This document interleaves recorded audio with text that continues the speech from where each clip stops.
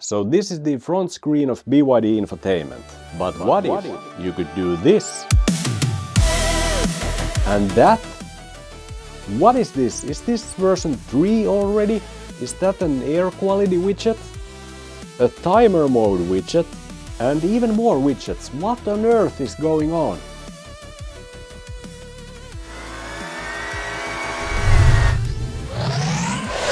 The electric seal.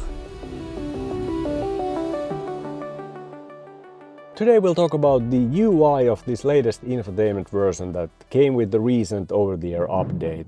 And specifically, we'll focus on the new front screen, what's good about it, what could be improved still, and some ideas for future development. And no, I don't have the version 3 yet, and of course no one has. But in this video, I'll also show some ideas and concepts, how the front screen UI could be developed further. So who knows, maybe 3.0 will look something like that. It has now been a couple of months since I got the version 2.0 update in mid-September when it rolled out here in Finland. And since then I have used it quite extensively, and I think when compared to the previous front screen, which featured the 3 massive icons side by side here, I think the design is definitely moving to the right direction, but at the same time, I need to say that I think they are only halfway there at this point. There definitely are good building blocks with this new update, like this new carousel or tile row at the bottom of the screen, where you can launch the applications, but which also features dynamic widgets. But still, I think the front screen is a little bit underutilized. In this video, I'll discuss these points about the front screen UI. The use of screen real estate. How effectively does the new UI utilize this almost 16-inch infotainment screen, which is one of the largest in mass market vehicles? It's definitely very visual, but is it effective? Then, second point, customization. How customization could be still brought to the next level? Third, usability. I found that some touch areas are getting already too small for good usability while driving. And then finally, new widget concepts. What kind of widgets could be added in the next versions?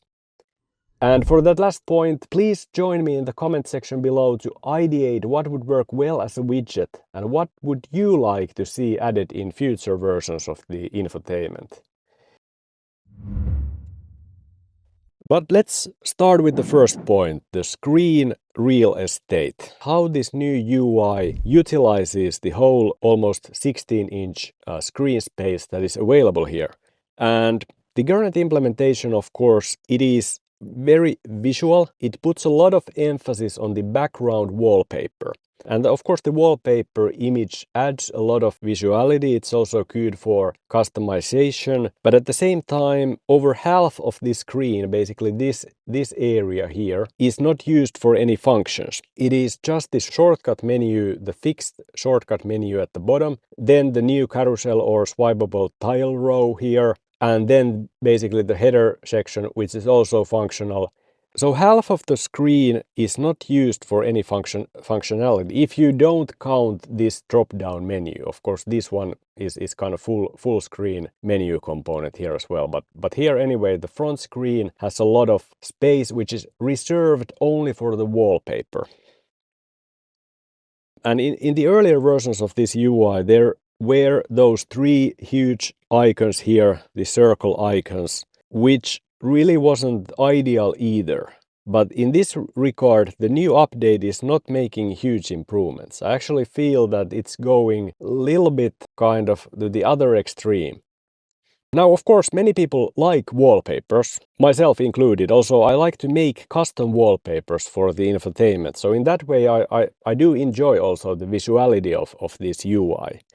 For example, here actually is one of my latest wallpapers. This is called Liquid Horizon, which I think actually blends really well to this ocean-themed interior of the Seal. So if you know, the Seal interior has this ocean-inspired theme, like do the other sea creatures that BYD has, the sea lions and the dolphin, and what else do they have? But anyway, the shapes, colors and materials have taken inspiration from ocean. For example, this fin shape of the dashboard vents, the surface features, some blue, maybe wave-inspired lines, and perhaps the crystal gear shifter that reflects light like a water droplet. And of course, if you have the ocean blue interior, I think the light colors really kind of give the sense of openness to this whole cabin experience. And here the Liquid Horizon wallpaper, which by the way is available for download if you want to check it out, it continues this ocean theme with this free-flowing waveform that is pretty seamlessly connected to this dashboard vent form factor on both sides of the infotainment screen. And yeah, I think it has kind of a nature meets high technology type of vibe, and still has a bit of that kind of premium pinch of luxury in it. This one is part of a wallpaper set, and there's quite a many different wallpapers here. For example, this one called Serenity Now, and the inspiration for this came from my recent Seal brake gate. If you are not familiar with the Seal brake gate, please check my recent video. So after that, you understand why this is called Serenity Now. Serenity Now. But I have many different wallpaper sets. For example, here is a set of 20 this kind of cinematic scenes with the car. For example, this type of image. We will soon have this type of weather here in Finland, so looking forward to that one. But then also something completely different. Here is some classic racing scenes where the Seal is racing in Formula 1 that looks like a 1980s F1. And yeah, there's even the Seal radio. He's pushed me wide. This is wild stuff. And wow, look at this. That's even worse than my Seal brake gate. That looks bad. Then there are some, of course, you need to have some wallpapers with actual seals in them. So here is some of that type of image. So this definitely would emphasize the ocean theme even more. And this might be familiar to some of you. This is still available for free download. I think soon 1,000 people have downloaded it, so maybe that's one of the most common wallpapers in the Seal cars, except the default wallpapers that come with the car. And then some more driving scenes. For example, this beautiful shot of the Seal in the neon light city. So if you saw something interesting in these backgrounds, feel free to check the links in the description of this video.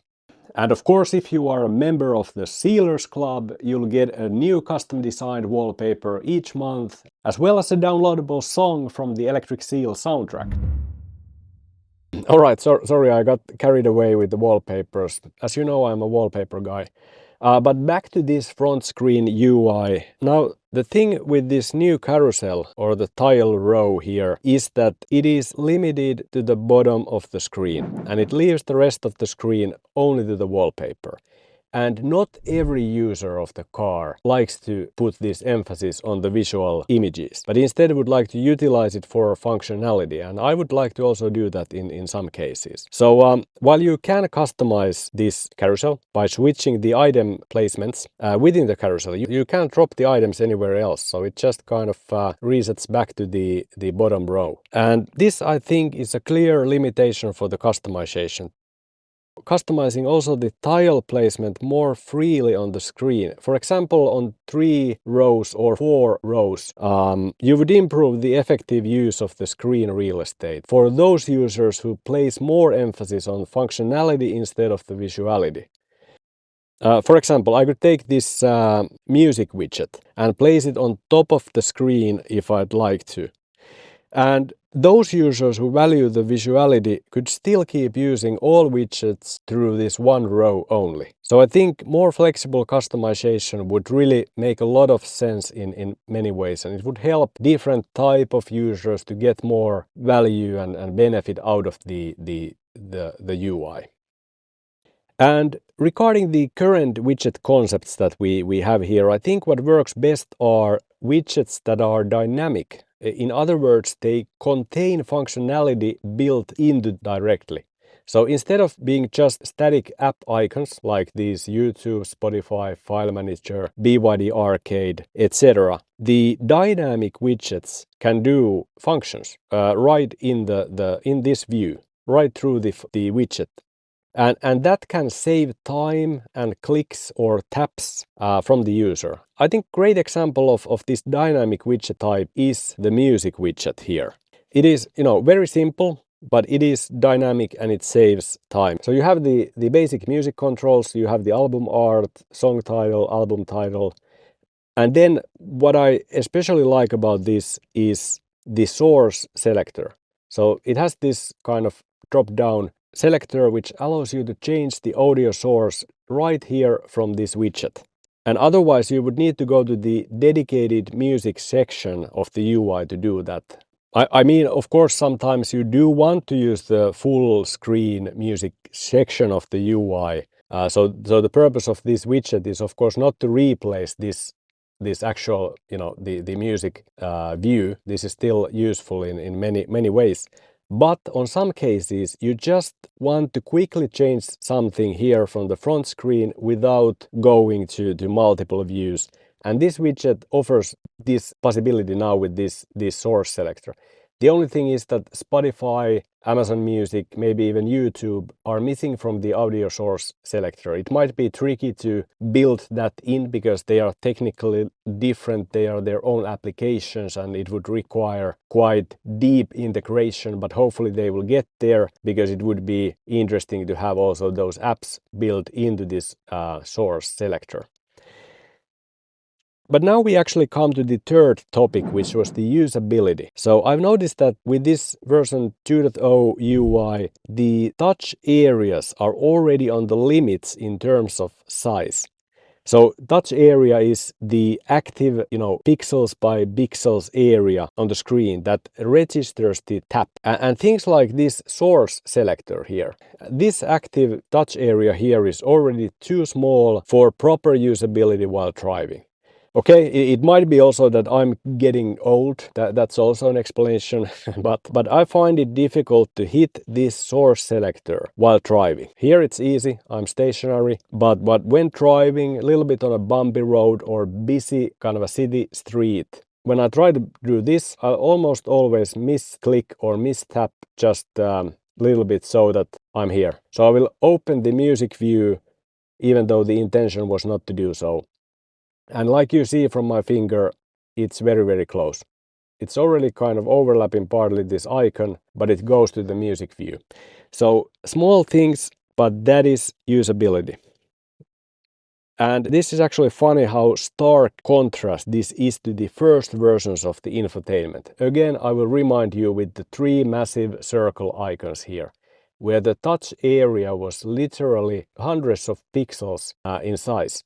And it was super easy to tap it. I could always, find the navigation and the music player and the phone or whatever I chose to have there. That previous version obviously was very good for usability, but that was already an overkill in that regard. And it sacrificed other potential of the UI. But now with version 2.0, I feel that they've crossed the line, so to say, on the other extreme. It's already quite tiny in many cases, and the taps are not always registering correctly. So yeah, I would do something about that one. And actually I do have an idea what to do about this usability. That would be to allow resizing of the widgets on the front screen. So in addition to be able to customize the item placement on the bottom row and customize the placement on the top parts of the screen, I would also build support for customizing the size of the widgets. So you could basically take any widget which you think is important enough and then pinch zoom it, make it bigger if you think that's important for you, this functionality, and make it smaller if you find it less important, but you would still like to have it on the front screen.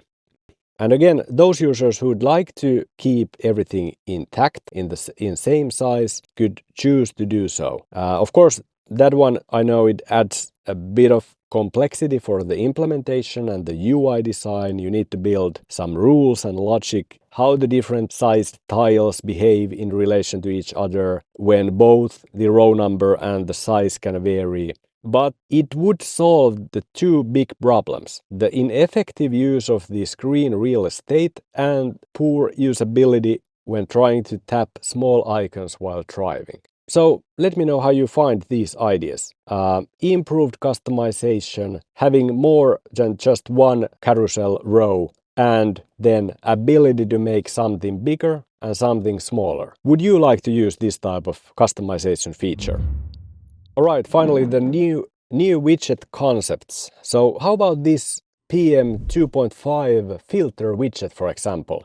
In the older software versions, the PM 2.5 readings, they were here on the top left of the infotainment, here in the header. And first I thought that was really weird to have these readings there, and I was wondering what those are and why they are there. But I actually learned to like those. I used to monitor these values every now and then, especially in the springtime when there is a lot of street dust and quite poor air quality here in Helsinki. But now with this latest version, the PM 2.5 readings are hidden in the new AC view. So basically this is the new AC view, by the way, which I'm not completely convinced that this is an improvement versus the previous AC view. I think this is a little bit kind of lacking structure. I liked the previous view maybe even more than this view. There's a lot of kind of blank space here, and things are a little bit kind of aligned all over the place. I don't necessarily think this is improvement versus what it was in version 1.4. But anyway, the PM 2.5 readings can be found now here. There's this air purification kind of pop-up, and all the values are here, so no information has been lost, but it's buried under, you know, 3 level of menus, and it's, well, not difficult to find, but still I would just quickly glance the information in the top left header in the previous version, but now I won't be going into this section to look at the values. And also one thing here is that I don't like this photograph here on the background. It feels very out of place because there are no kind of photo elements anywhere in the UI. When you look at the settings, there are kind of 3D renders, and there are kind of illustrations like this one, and these kind of 3D type of isometric illustrations are used. But then suddenly you go here and you see this forest photo. It's a design mismatch. Of course, importance of these type of things is not massive. They don't change the car functionality in any way, but still the devil is in the details. But yeah, for me, one real use case for checking the air quality has been previously when driving to underground parking halls in the springtime, because I've noticed that often when I've had the values in many hundreds, and that is already the kind of air quality that is not good for your health and your lungs if you would spend more time in those conditions. So it has actually been a useful feature, and now I missed that a little bit with this latest infotainment version. So that's why I'm suggesting this PM 2.5 widget to be added to the front screen. How easy would this be? Actually, it would be super easy to add this. Designer needs to do 5 hours of work, and the software developer needs to do a couple of days of work, and then you have it. Because all the functionality is already in the UI, it is just buried under 3 levels of menu structures. But anyway, here from this widget, you could directly see the readings easily on the front screen. And of course, I'm myself nerdy enough that I'd like to see this week's and all-time worst air quality records here as well. And my record is very close to maximum 999. It was one diesel bus that caused the PM 2.5 particle figure to jump to over 900 last spring.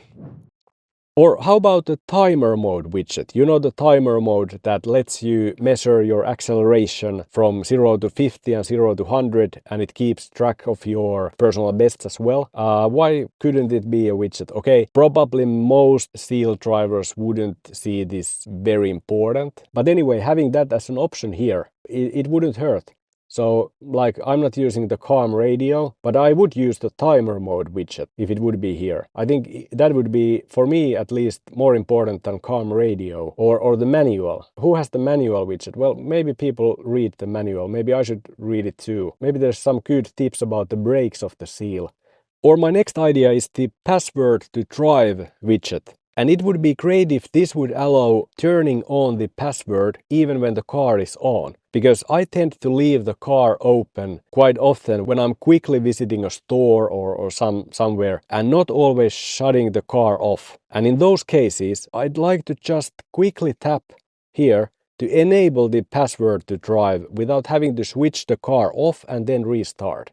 So password to drive, kind of more flexible use through the widget. How great would that be? And finally, I know this is everybody's favorite widget, the latest on the Electric Seal YouTube channel. Yes, and there is the subscribe button. You see the subscribe button? It is the same button that is below this video here on YouTube. And by clicking the subscribe button, you become a subscriber of the Electric Seal channel and can get notified of the latest Electric Seal videos among the very first. So please use the button. But if you would have this widget, you could also use it directly from here. And of course, then deep linking from these video items directly to the YouTube app. So there is a dynamic widget for you. Alright, but now it's your turn. Please let me know which widgets should be added onto the front screen. And do you agree with my idea of the enhanced customization, both placing items more freely on the screen and adjusting the size of the widgets? Let's have some discussion in the comment section below. Please drop your comments and likes there. Hopefully you liked this video. Thank you for watching once again, and until next time.